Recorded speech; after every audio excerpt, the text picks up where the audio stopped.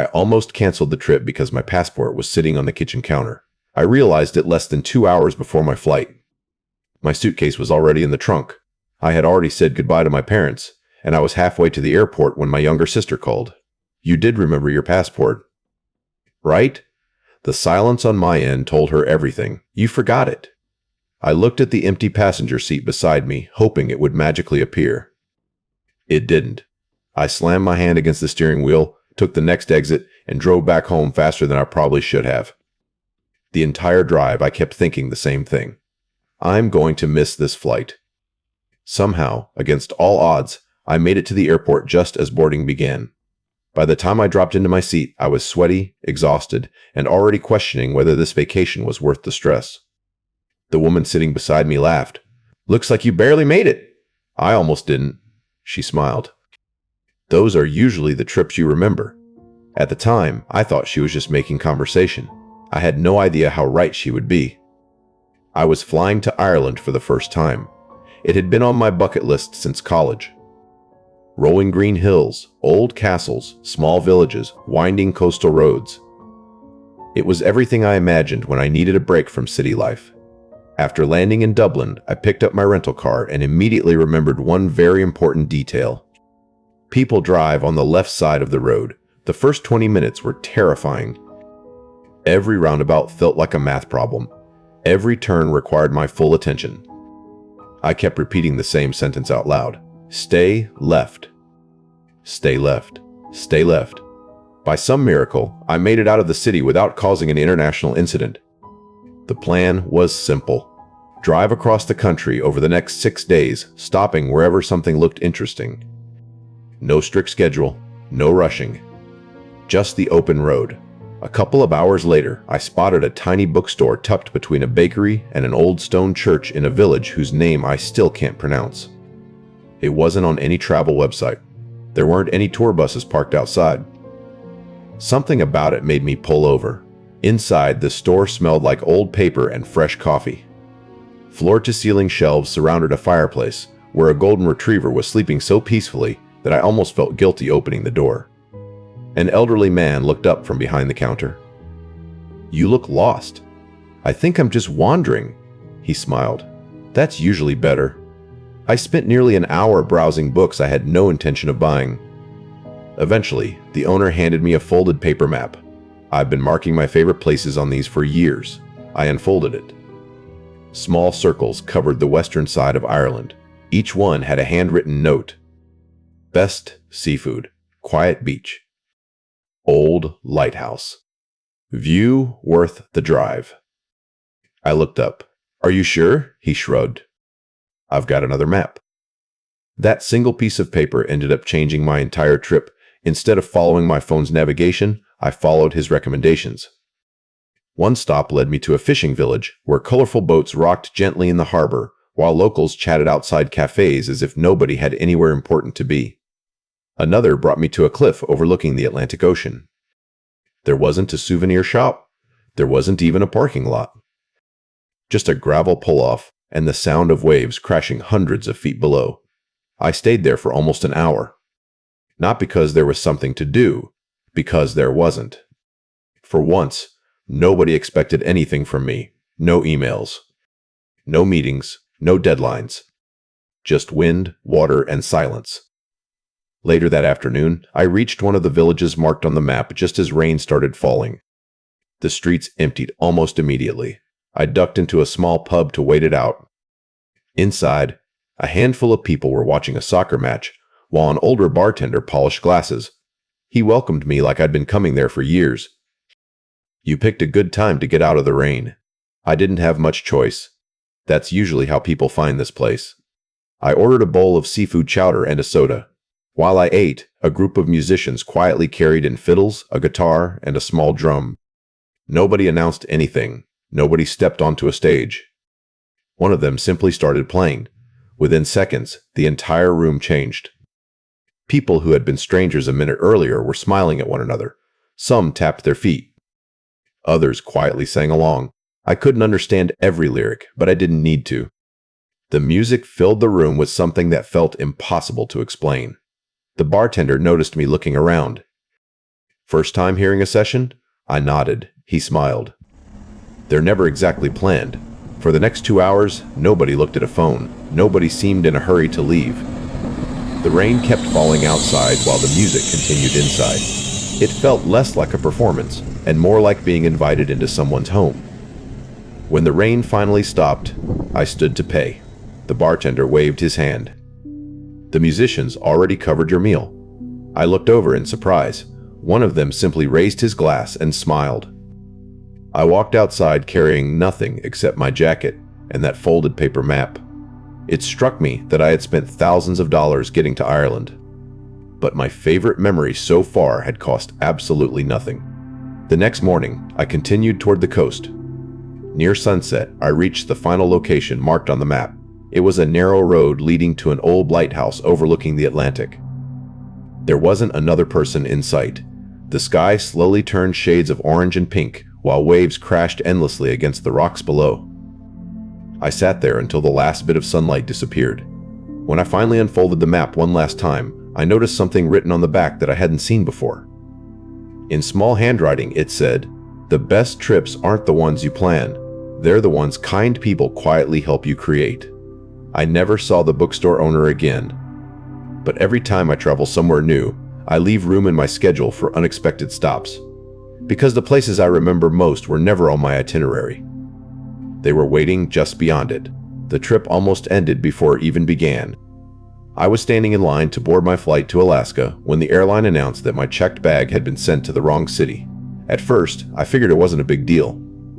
"How long until it gets here?" I asked the woman at the counter. She typed for a few seconds before looking back at me. "If everything goes smoothly, probably tomorrow evening." I laughed.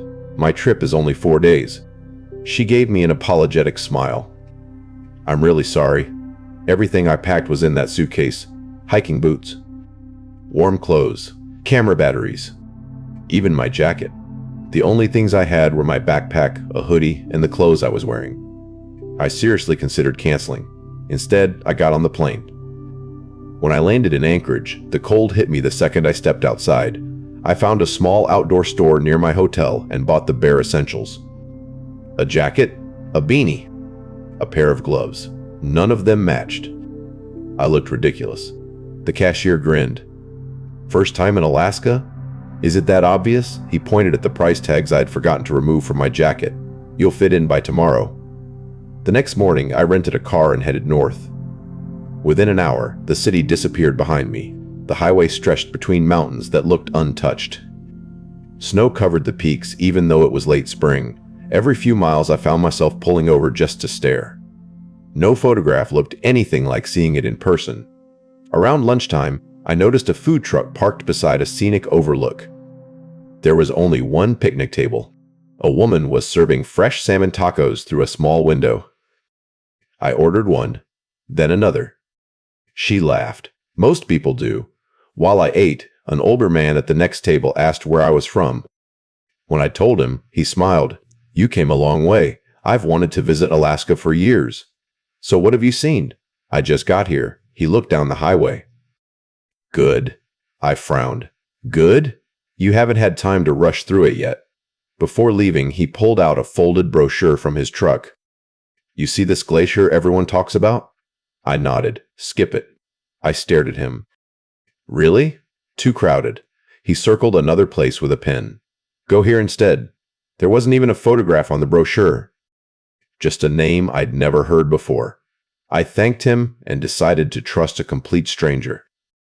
An hour later, I turned off the highway onto a narrow gravel road. For nearly 20 minutes, I wondered if I'd made a mistake. There were no signs, no buildings, no other cars. Eventually, the road ended beside a small lake surrounded by mountains. I stepped out of the car. The silence was unbelievable. No traffic, no voices, not even the sound of airplanes, only wind moving across the water. I walked down to the shoreline and noticed an elderly couple sitting on a wooden bench. The husband looked over. "First time here?" "Yeah," he smiled. "We've been coming here every anniversary for 38 years. His wife squeezed his hand. "We found this place by accident." I asked why they kept returning. She looked across the lake before answering. "Because nothing changes here. That sentence stayed with me. The world moved so fast. Every year there seemed to be another app, another trend, another reason to check my phone. But standing beside that lake, it felt like time had simply stopped. I sat there for nearly 2 hours. Nobody tried to entertain me. Nobody sold tickets. Nobody asked me to leave a review. It was just a beautiful place that existed whether anyone visited or not.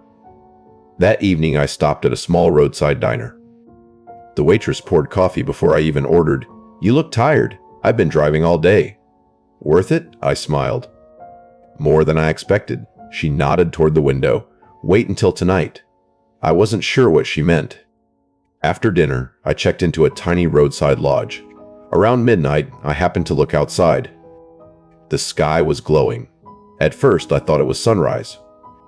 Then I remembered it was far too early. I hurried outside. Green ribbons of light stretched across the sky, slowly shifting from one horizon to the other. The northern lights. I had hoped I might see them. I never expected them to appear on my second night. Guests quietly stepped outside one by one. Nobody spoke very much. There wasn't anything to say. Every few seconds, the colors changed. Green faded into purple. Purple drifted into white. The entire sky seemed alive. An older woman standing nearby whispered, "I've lived here for 20 years." I looked at her.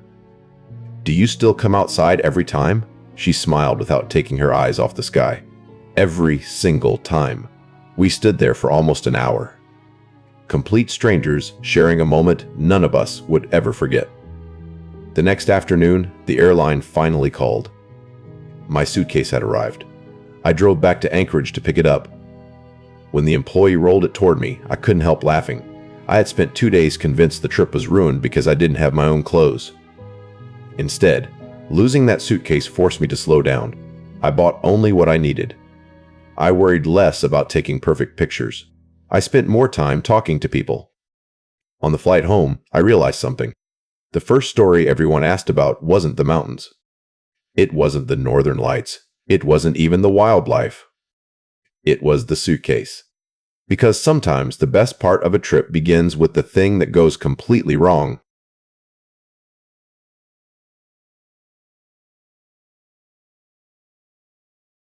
I live in Ohio, and a couple years ago I decided to take a solo trip through northern Michigan during the fall. I rented a small cabin through a vacation rental app. The photos looked normal. It was isolated, but that was exactly what I wanted. The drive took almost 6 hours. By the time I reached the property, it was getting dark.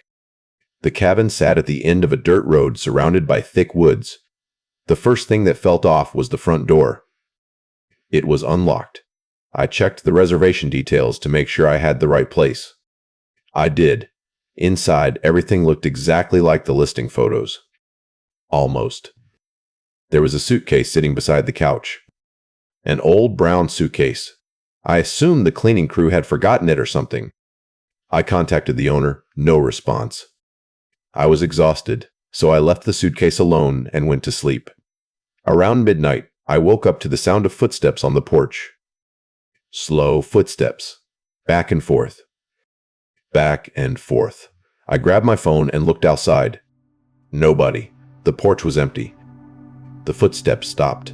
I convinced myself it had been a deer or some other animal. Then I heard something from inside the cabin. A zipper. The sound came from the living room. I froze. The suitcase. I could hear it clearly. The sound of someone slowly unzipping it. I locked myself in the bedroom and called the police. They arrived 20 minutes later. When they opened the suitcase, it was empty. Completely empty. The officers searched the cabin and surrounding woods. Nobody was there. The next morning, the property owner finally called me. The first thing he asked was, "Did you see the suitcase?" When I said yes, he went silent. Then he told me something that made me leave immediately. The previous renter had disappeared from that cabin 6 months earlier. His suitcase had never been found. Story 2. The Passenger. A few years ago, I was traveling through Arizona for work. One evening, I stopped at a roadside diner outside Flagstaff. I ate dinner, got gas, and started driving toward my hotel. About 30 minutes later, I noticed headlights behind me. That wasn't unusual. The strange part was that the car stayed the exact same distance behind me for almost 40 minutes. Every turn, every highway exit, same distance. Eventually, I pulled into a gas station. The car drove past. I felt relieved. Then I noticed something. The passenger side window was down. There was nobody driving. I know how ridiculous that sounds. But I got a clear look. No driver. No passenger. The vehicle continued down the highway before disappearing into the darkness. I convinced myself I had imagined it. The next morning, I mentioned it to the hotel receptionist. She stared at me for a second. Then she asked what kind of car it was. I described it. Her face changed immediately. Apparently, several travelers had reported seeing the same vehicle over the years, always at night. Always on the same stretch of highway. Always with nobody inside. Story 3, Room 412. Last summer, my girlfriend and I visited New Orleans. We booked a historic hotel near the French Quarter. Everything was perfect until the second night. Around 2 in the morning, somebody knocked on our door. 3 slow knocks. We ignored it. A few minutes later, 3 more knocks. I checked the peephole. Nobody. I called the front desk. They said no employee had been sent to our room. The knocking continued every 20 minutes until sunrise. The next day, I asked the front desk manager if anyone else had complained. He hesitated. Then he asked what room we were staying in. When I told him room 412, he sighed. Apparently, guests in that room had been reporting the same thing for years. 3 knocks. No one outside, always between 2 and 5 in the morning. That night, determined to figure it out, I waited beside the door. At exactly 2:13, the knocking started again. 3 knocks. I opened the door immediately. The hallway was empty, but something caught my attention. A room service cart sat 20 feet away. On the top shelf was a folded note. I walked over and opened it. There were only 4 words written on it. Don't answer next time. We checked out before sunrise and never went back. The hotel still operates today. And according to recent online reviews, guests in room 42 are still hearing those 3 knocks. The first thing I learned about road trips in America is that the best stories usually start with a bad decision. My friend Tyler and I were driving from Denver to Moab in an old SUV that had already survived 3 owners and 1 hailstorm. We planned to camp, hike, and pretend we were the kind of people who woke up before sunrise on purpose. Somewhere in western Colorado, we saw a hand-painted sign that said, "World's Best PI, 2 miles." Tyler looked at me and said, "We have a moral obligation to verify that claim." 2 miles later, we were sitting in a tiny roadside diner with 6 stools, a jukebox, and a waitress named Carol who called everyone Han. She served us peach pie so good that Tyler actually took a picture of it before eating. "You know," Carol said, pouring coffee, "most people speed right past this town." I looked out the window. There wasn't much there besides a gas station, a church, and a baseball field. "Looks peaceful," I said. Carol smiled. "That's because you're only here for 20 minutes. We ended up staying 3 hours. Tyler helped an old man change a tire. I played catch with 2 kids while their parents ate lunch. Before we left, Carol handed us an extra slice of pie wrapped in foil. "For the road," she said. That evening, we reached Moab just as the red cliffs turned orange in the sunset. Tyler held up the foil-wrapped pie like a trophy. "Best detour of my life," he said. And honestly, he was right. I barely remember the highway, but I still remember Carol's diner. A few years later, I took a solo trip to New Orleans because I had just changed jobs and needed a reset. Everyone told me to visit the famous places, so I did. I walked through the French Quarter, listened to jazz on Frenchmen Street, and ate enough beignets to qualify as powdered sugar by the end of the weekend. But the moment I remember happened on a rainy Tuesday morning. I ducked into a neighborhood coffee shop to escape the storm. The barista, a woman named Renee, noticed I was studying a map. "First time here?" she asked. "Yeah." "I'm trying to figure out what I'm missing." She leaned on the counter. "You're missing breakfast at my uncle's place." 10 minutes later, she walked me 3 blocks to a tiny restaurant I never would have found on my own. Her uncle served shrimp and grits while telling stories about hurricanes, Mardi Gras parades, and the time a brass band marched through the restaurant during dinner service. At one point, he pointed his spoon at me and said, "New Orleans isn't a checklist. It's a conversation." That sentence stayed with me for the rest of the trip. I spent the afternoon wandering without a plan. I watched musicians practice in a park. I talked with a bookstore owner about ghost stories. I sat on a balcony while rain drummed on the iron railings. When I flew home, people asked what my favorite attraction was. I told them, breakfast with a stranger's uncle. And that was the truth. My favorite travel story happened last summer in Maine. My wife and I rented a small cabin near Bar Harbor and planned to spend a week exploring Acadia National Park. The cabin came with 2 kayaks, a fire pit, and a handwritten note from the owner that simply said, "Watch the harbor at sunrise." On our second morning, we actually listened. We woke up at 5, wrapped ourselves in blankets, and walked down to the water. The harbor was completely still. Fishing boats sat quietly in the fog, and the sky slowly turned from gray to pink. An older man was already there drinking coffee from a thermos. "Beautiful, isn't it?" he said. We nodded. He pointed toward the water. "Wait another minute." A few seconds later, a harbor seal popped its head above the surface, looked directly at us, and disappeared again. The man laughed. He does that most mornings. Likes to make sure we're paying attention. For the next hour, we talked about everything: lobster fishing, winter storms, raising kids, and why people keep returning to Maine even when it's freezing. Before leaving, he said, "Travel's funny. You think you're going somewhere to see a place, but half the time you end up meeting the people who belong to it." That evening, we built a fire and watched the stars come out over the harbor. My wife asked, "Do you think we'll come back here?" I looked at the dark water, the little cabin, and the kayaks leaning against a tree. "Definitely," I said. "Some trips feel like vacations. This one feels like a memory we'll keep forever." And that's the thing about travel. The landmarks matter, but the stories usually come from the people you didn't expect to meet, the roads you almost skipped, and the mornings when you decided to wake up early just to see what was waiting outside.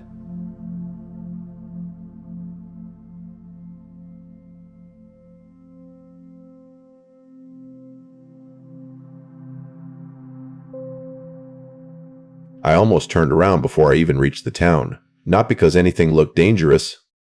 Because my phone had lost service nearly an hour earlier. The gas gauge had dropped below a quarter of a tank, and I hadn't passed another car in almost 20 minutes. The road through western Montana seemed endless. Just open ranch land, distant mountains, and fences that disappeared into the horizon. According to the map I'd downloaded before leaving Bozeman, there was supposed to be a small town ahead with a motel where I'd booked a room for 2 nights. When I finally spotted the welcome sign, I almost missed it. The population listed underneath wasn't even 1,000. I remember laughing to myself. What am I doing here? A month earlier, that little town hadn't even existed in my plans. Originally, I was supposed to spend my vacation in Yellowstone. Then a wildfire forced part of the park to close, hotels filled up overnight, and I had to change everything at the last minute. While scrolling through dozens of cancellation emails, I found one tiny ranch town about 2 hours away that had exactly 1 room left. The reviews weren't anything special. Most of them simply said the owners were friendly. At the time, that was enough. The motel looked exactly like every roadside motel you've ever seen. One long building. Faded white paint. Flower boxes beneath the windows. A pickup truck parked outside the office. When I walked inside, a woman in her 60s looked up from a crossword puzzle. "You must be Ethan." I nodded. "I was starting to wonder if you'd changed your mind." "I almost did." She laughed. "Most people who come here either get lost or arrive hungry." She handed me an old-fashioned metal room key instead of a plastic card. "I hope you don't mind quiet." "I came here because I wanted quiet." "You might get more than you bargained for." She smiled after saying it, but something about the way she said it made me wonder if she was joking. My room overlooked an empty field. Beyond that, nothing but rolling hills stretching toward the mountains. No traffic, no billboards, no fast food restaurants. By sunset, I had seen more deer than people. I walked across the street to the only diner in town. Every booth was occupied. Not by tourists, by locals. Conversation stopped for a second when I walked in, not in an unfriendly way. Just curious. The waitress poured coffee before I even opened the menu. Passing through? I guess so. Nobody just passes through anymore. I wasn't sure what she meant. An older man sitting nearby overheard us. He's probably here because of Yellowstone. I smiled. Actually, yeah, he chuckled. Funny how life works. Before I could ask what he meant, my food arrived. By the time I finished eating, half the diner somehow knew my name. It wasn't intrusive. It was just different. Living in Denver, I barely knew the names of my own neighbors. Here, people introduced themselves before they even asked where I was from. The next morning, I drove a few miles outside town looking for hiking trails. Instead, I found a broken fence. At first, I thought someone had hit it with a truck. Then I noticed a family standing beside the road trying to gather cattle that had wandered into a field. Without thinking, I pulled over. The father jogged toward me. "You mind helping for a few minutes? I've never rounded up cows before." He laughed. Neither had my son until last year. For the next 40 minutes, I chased cattle through tall grass with complete strangers. I wasn't very good at it. One cow ignored everything I did and calmly walked in the opposite direction. The family's youngest daughter laughed so hard she had to sit down. "You scared of cows?" she asked. "I think they're scared of me." Definitely not. Eventually, we got every animal back behind the repaired fence. The father wiped the sweat from his forehead. "I owe you lunch." "You don't owe me anything." He shook his head. "That's not how we do things around here." An hour later, I found myself sitting at their kitchen table eating homemade beef stew with people I'd met less than 2 hours earlier. His wife asked about my trip. I admitted that I didn't really have much of a plan. She smiled. "Good," her husband nodded. "Plans are useful until they keep you from saying yes." That afternoon, instead of hiking alone like I'd intended, they took me horseback riding across part of their ranch. I had never ridden a horse before. The horse seemed to know it. Every time I tried to look confident, it slowed down as if it had already decided I wasn't in charge. The family's son rode beside me trying not to laugh. "Relax. I am relaxed." "No, you're pretending to be relaxed." He was right. By the end of the ride, I finally stopped worrying about doing everything perfectly. I started enjoying it instead. That evening, the father invited me to something happening in town. It's Friday, so everyone ends up at the fairgrounds. I expected a concert. Or maybe a farmer's market. Instead, the entire town seemed to be there. Kids chased each other across the grass. Local musicians played country songs from the back of a flatbed trailer. Neighbors greeted one another by first name. Someone handed me a paper plate piled with barbecue before I even had a chance to ask where the line started. Nobody asked whether I belonged there. They simply assumed I did. As the sun disappeared behind the mountains, I realized something. Nobody was looking at their phones. People were actually talking, laughing, remembering stories. Teenagers weren't staring at screens. They were teaching younger kids how to dance. An older woman noticed me watching. "Different from the city, isn't it?" "Very." She smiled.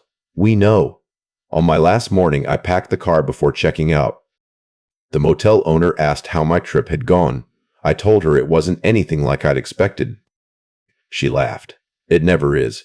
Before leaving town, I stopped one last time at the diner for breakfast. The waitress didn't even ask what I wanted. She remembered my order from 2 days earlier. When I stood up to pay, she slid the receipt back toward me. "It's already taken care of." I looked around the room. "By who?" She smiled. Nobody wanted credit. I drove away still wondering who had paid. Maybe it was the ranch family. Maybe it was the older man from my first night. Maybe it was someone I'd never even spoken to. To this day, I honestly don't know. But every time someone asks me about my favorite trip, they expect me to talk about mountains or national parks. Instead, I tell them about the little Montana town that wasn't on my itinerary. Because after visiting dozens of incredible places, I've realized something. You rarely remember the road that got you there.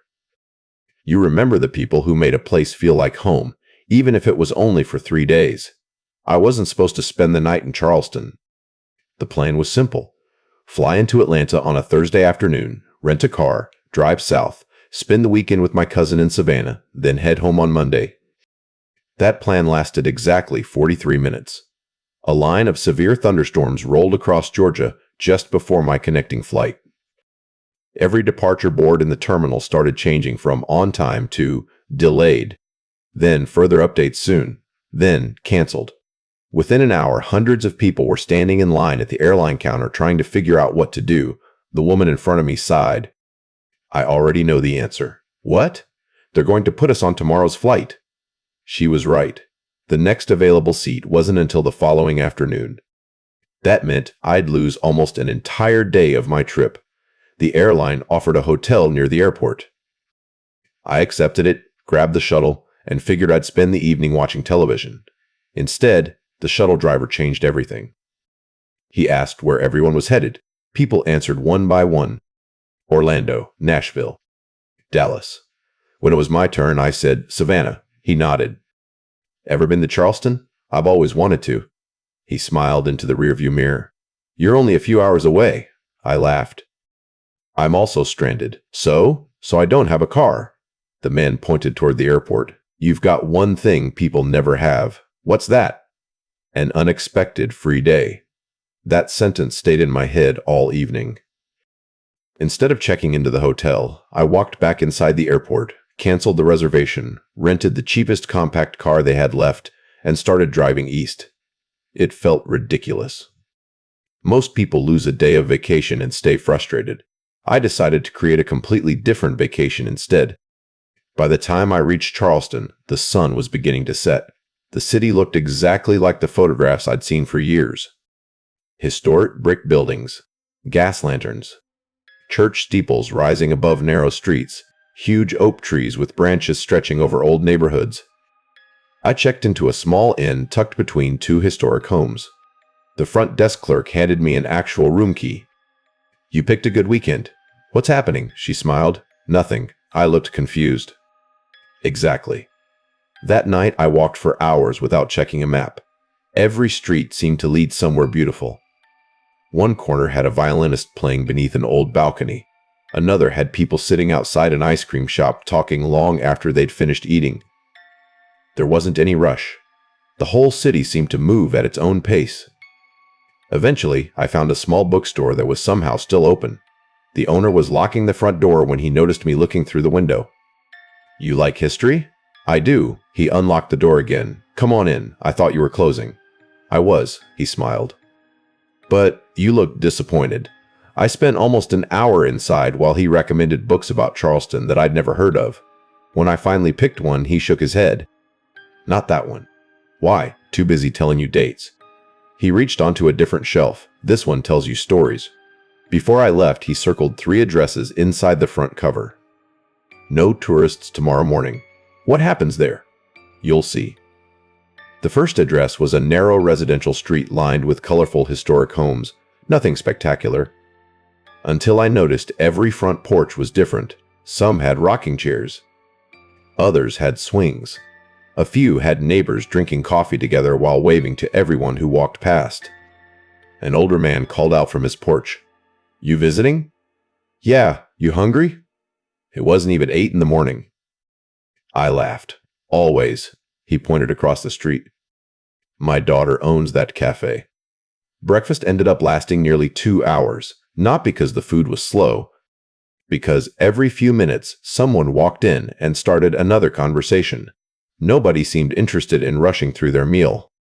When I finally stood to leave, the owner handed me a paper bag. For later. I didn't order anything else. I know. Inside was a slice of homemade pecan pie. First visit to Charleston deserves dessert. The second address the bookstore owner had written down overlooked the harbor. No crowds. No souvenir stands. Just wooden benches facing the water. I sat there watching shrimp boats return while dolphins surfaced every few minutes beside the docks. An elderly woman feeding birds sat down beside me. You found the quiet spot. I guess I did. Who told you about it? A bookstore owner. She smiled. I knew it. You know him? Everybody knows him. She looked across the harbor. He sends people here when they need to slow down. That afternoon, the airline texted me. My new flight had been delayed again. Instead of feeling annoyed, I laughed. Another unexpected day. Another chance to explore. I called my cousin. You still coming? Just a day later than planned. What are you doing now? I looked around the harbor. Honestly, I think I'm having a better trip than the one I planned." She laughed. I hate when that happens. On my final evening in Charleston, I walked back to the bookstore. The owner recognized me immediately. "So," he folded his arms, "were the addresses worth writing down?" They were. I figured. I asked him why he never recommended famous attractions. He smiled before answering. "Those places don't need me." "What do you mean? People already know where to find landmarks." He looked out the window toward the street. "My job is helping people discover places they would have walked right past." I thought about that all the way home. Months later, when friends asked if Charleston was worth visiting, I never mentioned famous churches or historic mansions first. I told them about the bookstore that almost closed before I walked in, the porch where a stranger invited me to breakfast, the quiet harbor bench where time seemed to stop, because none of those moments were on my original itinerary. They only happened because a thunderstorm canceled my flight. Sometimes the best destination isn't the one you spend months planning. It's the one you never expected to visit at all.